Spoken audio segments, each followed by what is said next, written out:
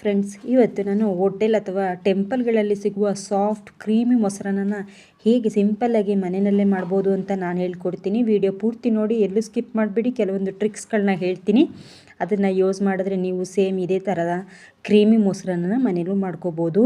ಮೊದಲನೇ ಟ್ರಿಕ್ ಏನಪ್ಪ ಅಂತ ಹೇಳಿದ್ರೆ, ನಾವು ಅನ್ನನ ಮಾಡಿದ ತಕ್ಷಣ ಸ್ವಲ್ಪ ಸ್ಮ್ಯಾಶ್ ಮಾಡಿ ಅದನ್ನು ಫುಲ್ಲು ತಣ್ಣಗಾಗೋದಕ್ಕೆ ಬಿಡಬೇಕು.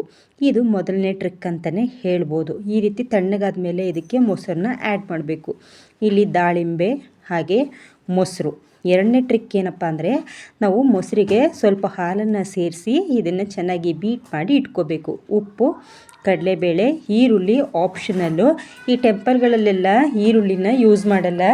ಸೌತೆಕಾಯಿ, ತುರಿದ ಕ್ಯಾರೆಟು ಮತ್ತು ಒಣದ್ರಾಕ್ಷಿ, ಗೋಡಂಬಿ, ಕೊತ್ತಂಬರಿ ಸೊಪ್ಪು, ಕರಿಬೇವು. ಇನ್ನೊಂದು ಟ್ರಿಕ್ ಏನಪ್ಪ ಅಂತಂದರೆ, ಎಣ್ಣೆನ ಸ್ವಲ್ಪ ಹಾಕಬೇಕು, ಹಾಗೆ ಸಾಸಿವೆ ಹಾಕಬೇಕು, ಕಡಲೆಬೇಳೆನ ಹೊಂಬಣ್ಣ ಬರೋ ಥರ ಮಾಡಿ ಸಪ್ರೇಟಾಗಿ ಇಟ್ಕೋಬೇಕು. ಇದು ಒಂದು ಟ್ರಿಕ್. ಇದನ್ನು ಇವಾಗ ಒಗ್ಗರಣೆಗಾಗಿದೆ, ಇದನ್ನು ಬಿಸಿ ತಣ್ಣಗಾದ್ಮೇಲೆ ಮಾಡಿರುವಂಥ ಅನ್ನಕ್ಕೆ ಇದನ್ನು ಸೇರಿಸ್ಬೇಕು. ಇದಕ್ಕೆ ನಾವು ಏನೇನು ರೆಡಿ ಮಾಡಿ ಇಟ್ಕೊಂಡಿದ್ವಲ್ಲ ಅದನ್ನೆಲ್ಲ ಇಲ್ಲಿ ಒಂದೊಂದಾಗಿ ಆ್ಯಡ್ ಮಾಡ್ತಾ ಹೋಗಬೇಕು. ಈ ದೇವಸ್ಥಾನಗಳಲ್ಲಿ ಈರುಳ್ಳಿನ ಬಳಸೋದಿಲ್ಲ, ಆದರೆ ಹೋಟೆಲ್ಗಳಲ್ಲಿ ಈರುಳ್ಳಿನ ಬಳಸ್ತಾರೆ. ನಿಮಗೆ ಈರುಳ್ಳಿ ಇಷ್ಟ ಇದ್ದರೆ ಬಳಸ್ಬೋದು, ಇಲ್ಲಾಂದರೆ ಸ್ಕಿಪ್ ಮಾಡ್ಕೋಬೋದು.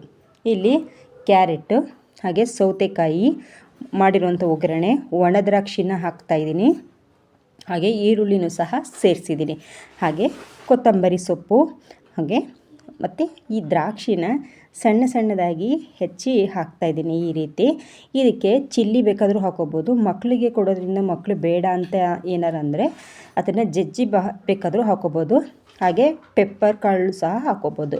ಇಲ್ಲಿ ದಾಳಿಂಬೆ ಹಾಕ್ಕೊಳ್ತಾ ಇದ್ದೀನಿ. ಇವಾಗ ಮೊಸರಿಗೆ ಹಾಲನ್ನ ಸೇರಿಸಿ ಇದನ್ನು ಚೆನ್ನಾಗಿ ಬೀಟ್ ಮಾಡಿ ಇದಕ್ಕೆ ಆ್ಯಡ್ ಮಾಡ್ತಾಯಿದ್ದೀನಿ.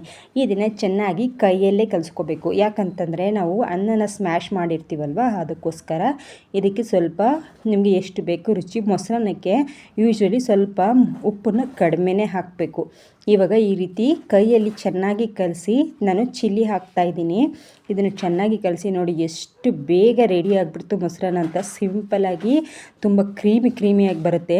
ನೀವು ಇದಕ್ಕೆ ಫ್ರೆಶ್ ಕ್ರೀಮ್ನ ಹಾಕಿದ್ರೆ ರಿಚ್ ಟೇಸ್ಟ್ ಕೊಡುತ್ತೆ ಹೋಟೆಲ್ ರೀತಿ, ಅಥವಾ ನೀವು ಬೆಣ್ಣೆ ಬೇಕಿದ್ರೂ ಸ್ವಲ್ಪ ಹಾಕಿ ಚೆನ್ನಾಗಿ ಕಲಿಸ್ಕೋಬೋದು. ನಾನು ಹೇಳಿರೋಂಥ ಎಲ್ಲ ಟ್ರಿಕ್ಕನ್ನು ಯೂಸ್ ಮಾಡಿದ್ರೆ ನೀವು ಕ್ರೀಮಿಯಾದಂಥ ಮೊಸರನ್ನ ಮನೆಯಲ್ಲೇ ಮಾಡ್ಕೋಬೋದು. ನಮ್ಮ ಹಿಂದೆ ನಮಗೆ ಯಾವುದೇ ರೀತಿಯಾದ ಮೊಸರನ್ನ ಮಾಡಿಕೊಟ್ರು ತಿಂತಾಯಿದ್ವಿ. ಆದರೆ ಈಗಿನ ಮಕ್ಕಳಂತೂ ತುಂಬ ಇದಾಗಿ ಕೇಳ್ತಾರೆ. ಈ ಹೋಟೆಲ್ ಫುಡ್ಡೆಲ್ಲ ತಿಂದ್ಬಿಟ್ಟು ನಮ್ಗೆ ಅದೇ ರೀತಿಯಾದಂಥ ಫುಡ್ ಬೇಕು ಅಂತಾರೆ. ಅವರಿಷ್ಟನ್ನು ನಾವು ನೋಡಬೇಕಲ್ವ, ಅದಕ್ಕೋಸ್ಕರ ಕೆಲವೊಂದು ಟ್ರಿಕ್ಗಳನ್ನ ಯೂಸ್ ಮಾಡಬೇಕು. ಇದೇ ರೀತಿಯಾದಂತಹ ರೆಸಿಪಿಗಳು ನಿಮಗೆ ಬೇಕಂದರೆ ನನ್ನ ಚಾನಲ್ನ ಪ್ಲೀಸ್ ಸಬ್ಸ್ಕ್ರೈಬ್ ಮಾಡಿ ನೋಡಿ. ಪಕ್ಕದಲ್ಲಿರುವ ಬೆಲ್ಲೈಕನ್ನ ಕ್ಲಿಕ್ ಮಾಡಿ. ವಿಡಿಯೋ ಇಷ್ಟ ಆದಲ್ಲಿ ನಿಮ್ಮ ಫ್ರೆಂಡ್ಸ್ ಮತ್ತು ಫ್ಯಾಮಿಲಿ ಜೊತೆ ಈ ವಿಡಿಯೋನ ಶೇರ್ ಮಾಡಿ. ಇದೇ ರೀತಿಯಾದಂಥ ಹೊಸ ರೆಸಿಪಿ ಜೊತೆ ಸಿಗ್ತೀನಿ. ಧನ್ಯವಾದಗಳು.